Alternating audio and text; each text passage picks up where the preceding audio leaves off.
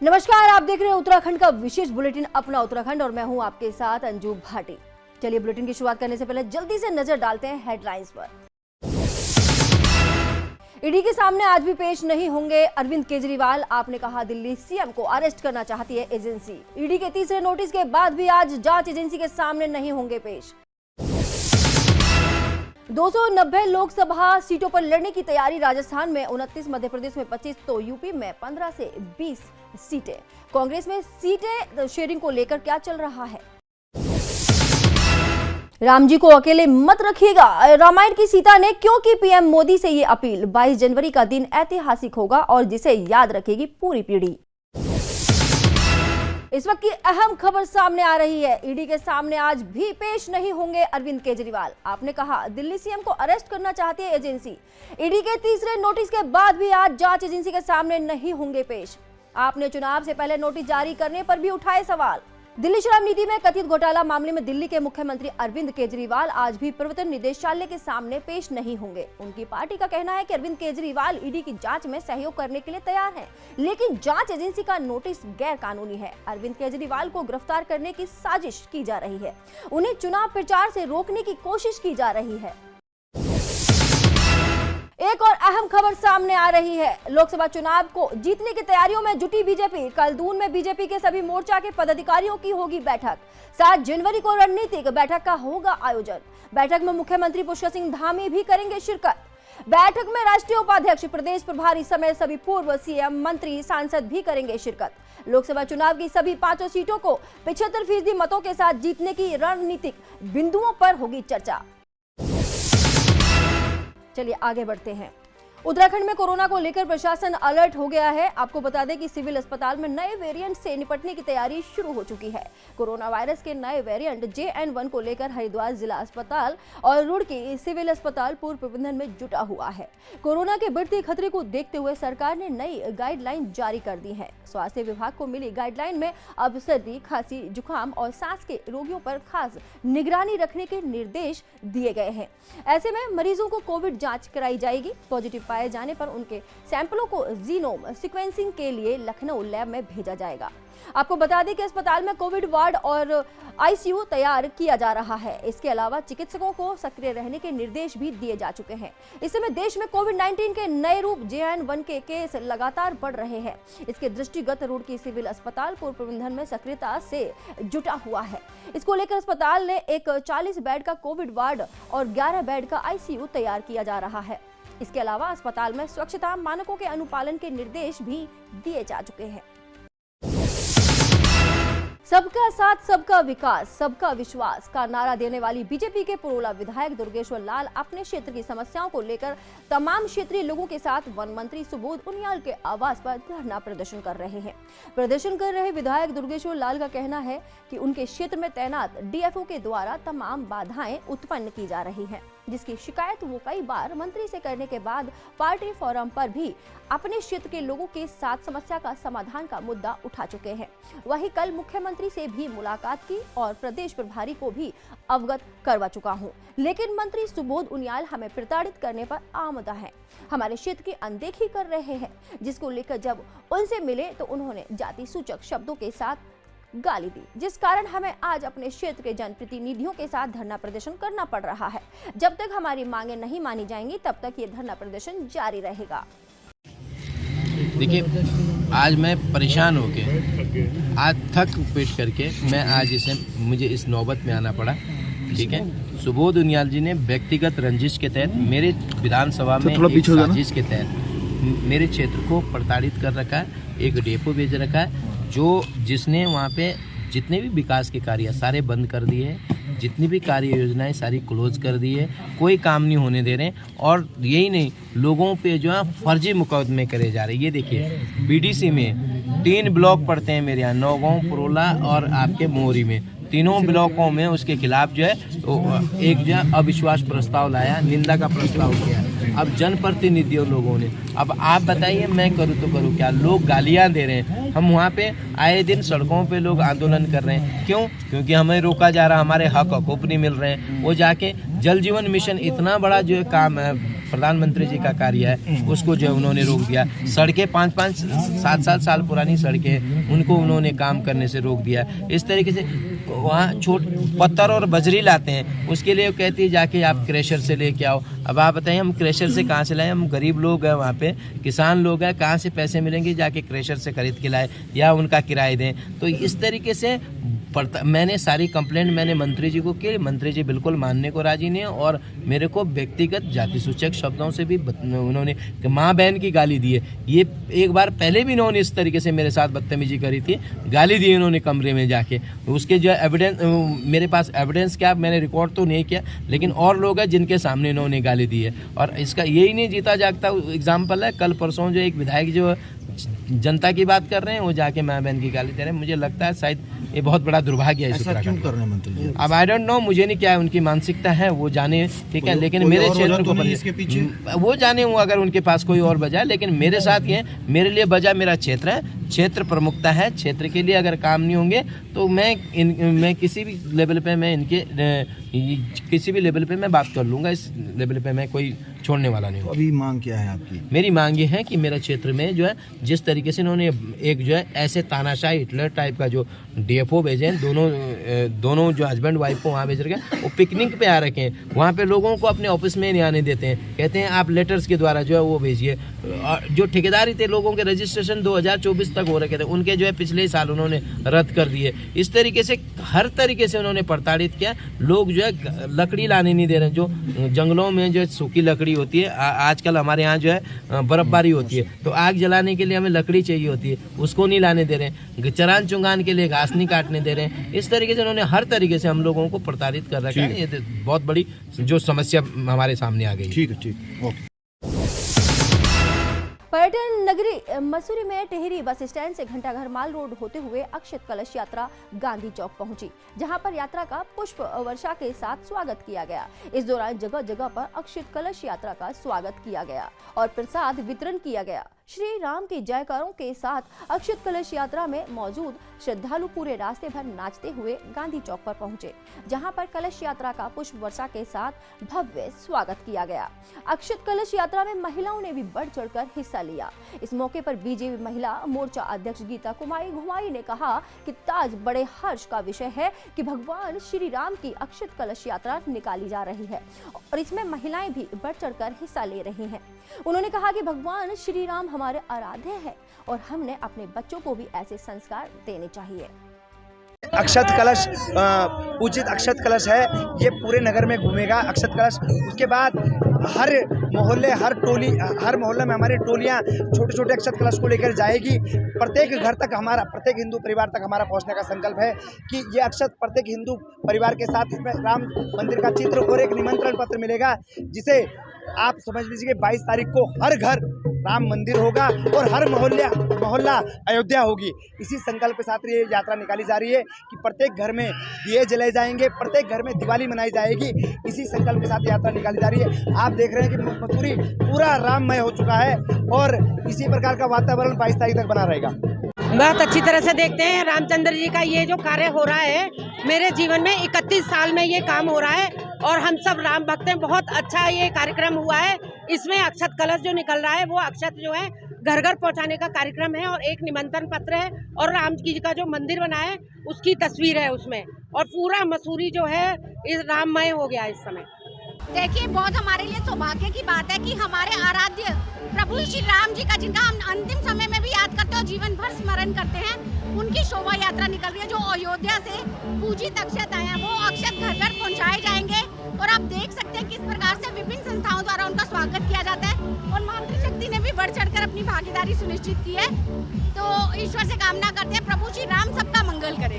जी बिल्कुल, भारी संख्या में महिलाएं, अगर आप आगे देखेंगे पीछे देखेंगे, सब में बहुत उत्साह है, क्योंकि जब हम बचपन से ही अपने बच्चों को संस्कार देते हुए आते हैं तो प्रभु श्री राम के प्रति हमारा जो उत्साह है वो आज दिखाई दे रहा है।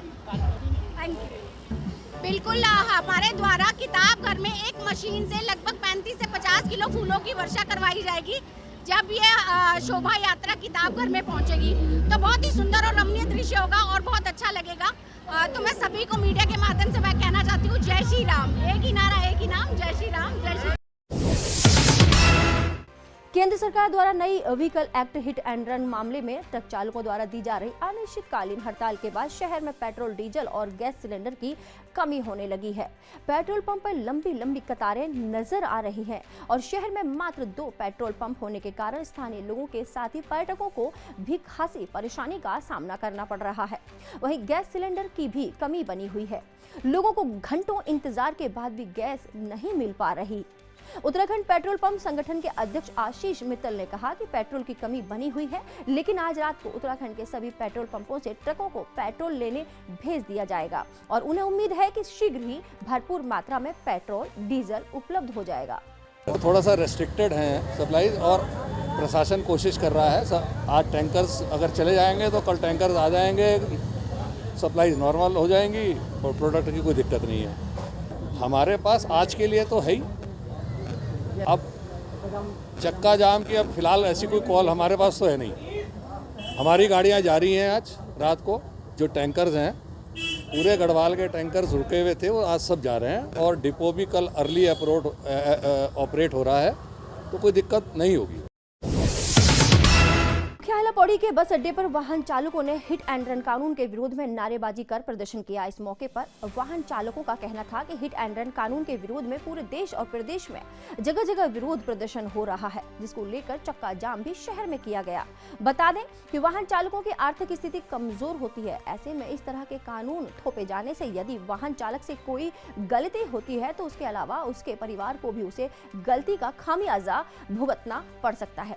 इस कानून के जरिए भुगतना पड़ सकता है। इस मौके पर जमकर प्रदर्शन करते हुए वाहन चालकों द्वारा हिट एंड रन कानून को वापस लिए जाने की मांग की गई थी।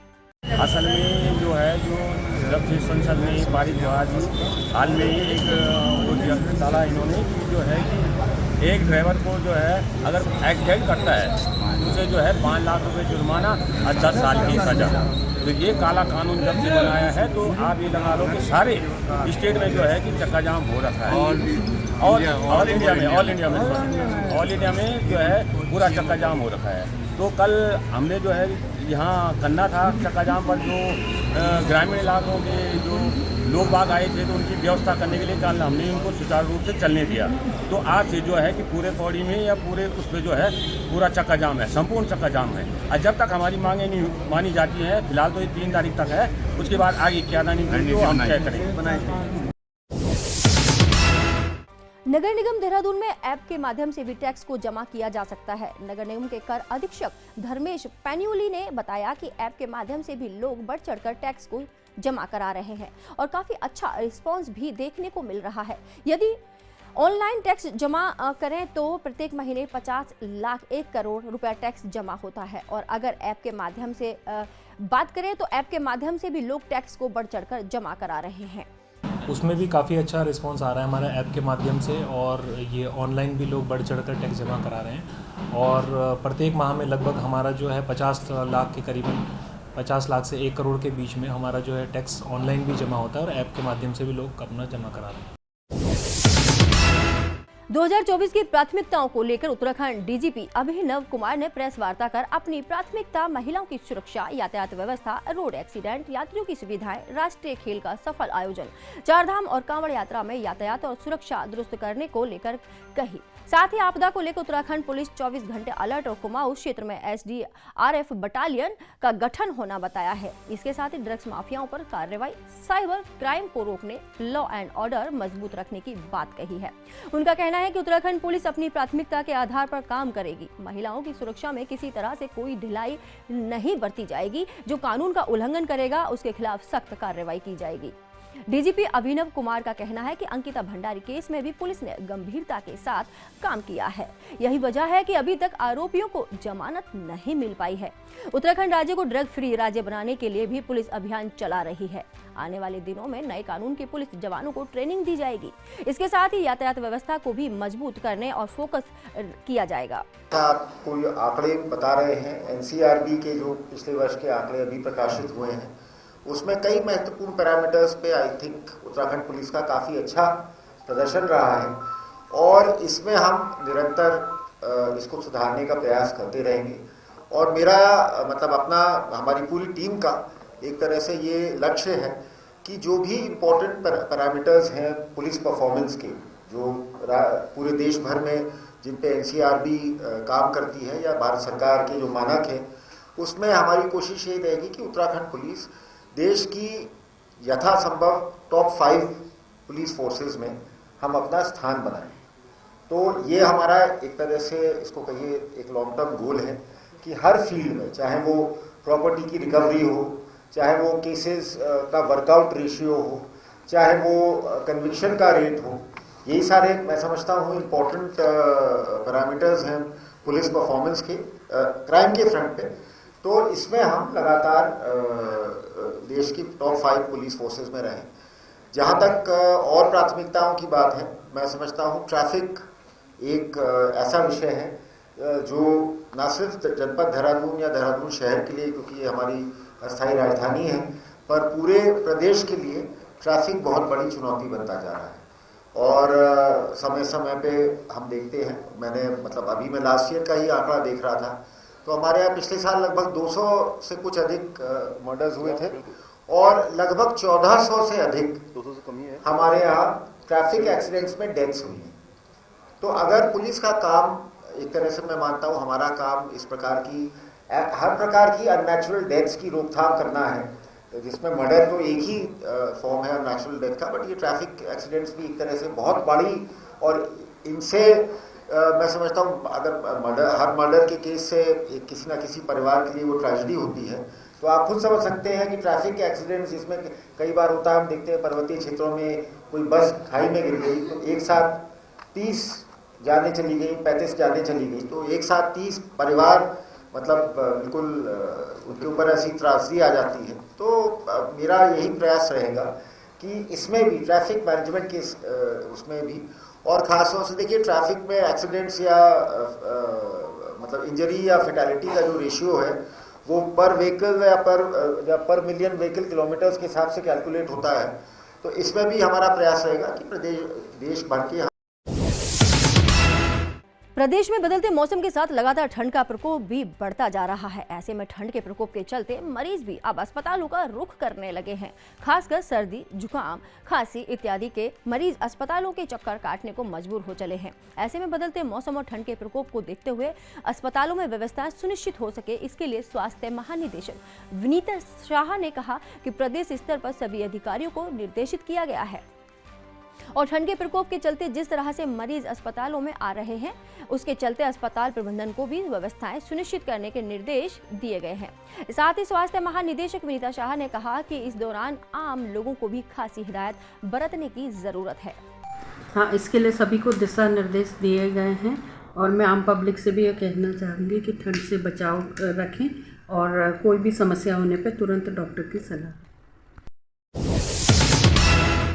नया साल शुरू होते ही मैदानी इलाकों में कोहरे ने भी दस्तक देना शुरू कर दिया है। आपको बता दें कि मैदानी इलाकों में बीते 2 दिनों से कोहरे ने इतना प्रभावित कर दिया है कि जहां एक तरफ आम जनमानस को कोहरे के साथ कड़ाके की ठंड परेशान कर रही है, तो वहीं दूसरी तरफ सड़कों पर वाहनों की आवाजाही में भी काफी व्यवधान देखने को मिल रहा है।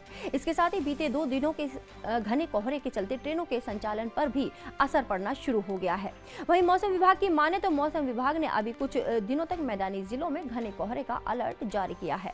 खासकर हरिद्वार, उधम सिंह नगर में घना कोहरा छाए रहने के आसार मौसम विभाग बता रहा है। देखिए, अगर आगे 3-4 दिन की बात करें तो जो है उत्तराखंड में मौसम शुष्क रहेगा और अगले 1-2 दिन में देखेंगे जो उत्तराखंड के मैदानी क्षेत्र हैं, विशेषकर जो हरिद्वार और उधम सिंह नगर है, वहाँ पे सुबह के वक्त कोहरा छाने की उम्मीद है। तो मॉडरेट से लेकर डेंस जो है फॉग मिलने की संभावना है।